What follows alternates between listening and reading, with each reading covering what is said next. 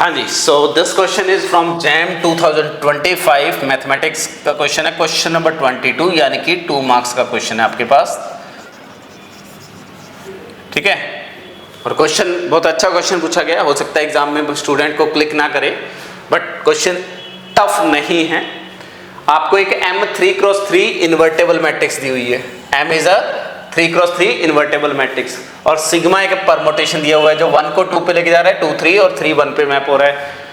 और M sigma जो define किया गया है वो Nij में जो कॉलम है वो सिग्मा के अकॉर्डिंग चेंज हो रहे हैं।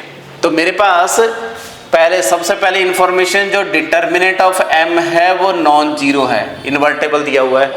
उसके बाद सिग्मा जो दिया हुआ है उसमें 1 का इमेज 2 है और 2 का इमेज 3 है। ठीक है, जो सिग्मा है उसमें 1 का इमेज 2 है और 2 का इमेज 3 है। और जो N मैट्रिक्स है, मैं उसको N मैट्रिक्स लिख रहा हूँ M सिग्मा की जगह, उसमें जो एंट्रीज हैं Nij, जो Nij है उसके बारे में क्या इंफॉर्मेशन है, तो रो पे कोई इफेक्ट नहीं है, जो J है वो सिग्मा J को रिप्रेजेंट कर रहा है।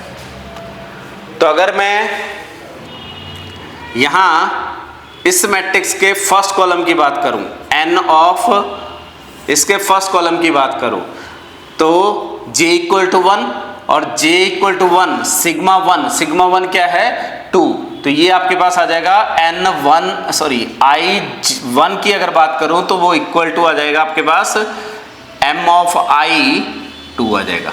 इसका मतलब क्या है, इस मैट्रिक्स का जो फर्स्ट कॉलम है, इसके अगर M के कॉलम्स की बात करें तो वो क्या है मेरे पास C1 C2 एंड C3। तो बेसिकली कॉलम्स को परम्यूट किया गया विद रिस्पेक्ट टू परमोटेशन। तो ये पहला कॉलम जो आएगा वो C2 आएगा, देन 2 का इमेज 3 है तो C3 आएगा, एंड देन 3 का इमेज 1 है तो C1 आएगा। तो this is the your M matrix. ठीक है, क्लियर है। और मैट्रिक्स के कॉलम इंटरचेंज करने में, एक अगर कॉलम इंटरचेंज कर रहे हो तो आपके डिटर्मिनेंट पे माइनस साइन का इफेक्ट आता है। यहां आपने क्या किया, पहले सेकंड कॉलम फर्स्ट कॉलम को थर्ड पोजीशन पे लेके आए, देन थर्ड कॉलम को सेकंड पे लेके आए और सेकंड को फिर फर्स्ट पे लेके आए, तो 3 कॉलम इंटरचेंज है। तो डायरेक्टली लिख सकते हैं determinant of n is -1 to the power 3 into determinant of n which should be minus determinant of m। और आपके ऑप्शन में स्टार्टिंग में यही पूछा हुआ है, पहला ऑप्शन कह रहा है determinant of m equal to determinant of sigma m, तो ये ऑप्शन डिस्कार्ड हो गया। थर्ड में कह रहा है determinant of m equal to this हो गया। ठीक है, अब यहां nullity of a matrix m minus sigma m 1 कह रहा है, यहां नलिटी ऑफ दिस मैट्रिक्स कह रहा है 0। अब या तो एग्जांपल लेके डिस्कार्ड कर सकते हैं, अदरवाइज जब मैं m माइनस n या m सिग्मा कैलकुलेट करूंगा तो वो बेसिकली क्या आएगा C1 माइनस C2,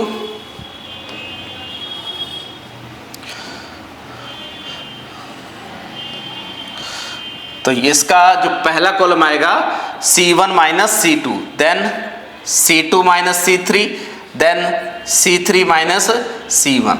और M इन्वर्टेबल दिया हुआ है तो डेफिनेटली ये कॉलम इक्वल तो हो नहीं सकते, तो ये कॉलम भी नॉन जीरो, ये कॉलम भी नॉन जीरो, ये कॉलम भी नॉन जीरो। अब आप देखोगे इन तीनों कॉलम्स का सम करूंगा तो ये कैंसिल आउट होके 0 आ जाएगा। तो इस मैट्रिक्स में कॉलम का सम 0 है, और कॉलम सम 0 होता है तो lambda equal to 0 must be an eigenvalue. तो रैंक 3 नहीं हो सकती और डेफिनेटली रैंक 1 भी 0 भी नहीं हो सकती। ठीक है, रैंक 3 नहीं हो सकती, रैंक 3 नहीं हो सकती तो आपके पास जो नलिटी है वो कभी भी 0 नहीं होगी, क्योंकि रैंक प्लस नलिटी 3 आना है।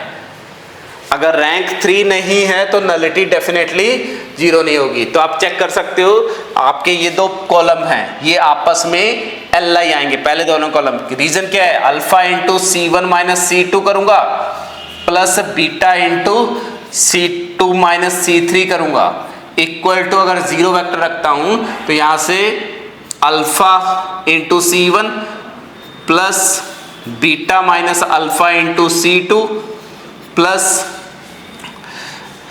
Beta into C3 equal to 0, sorry with minus sign, ये 0 है।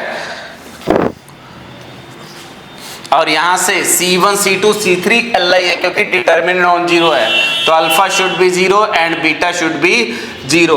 तो ये जो कॉलम है ये कॉलम Li है, यानी कि इस मैट्रिक्स में एटलीस्ट 2 कॉलम Li हैं। तो rank of this m minus n जो है इट शुड बी 2, क्योंकि 3 नहीं हो सकती, कॉलम सम 0 है और रैंक 2 है, तो nullity of m minus n should be equal to 1 आ जाएगा। ठीक है, तो यहाँ बी ऑप्शन मैंने प्रूफ कर दिया है, रिमेनिंग सारे डिस्कार्ड हो गए आपके।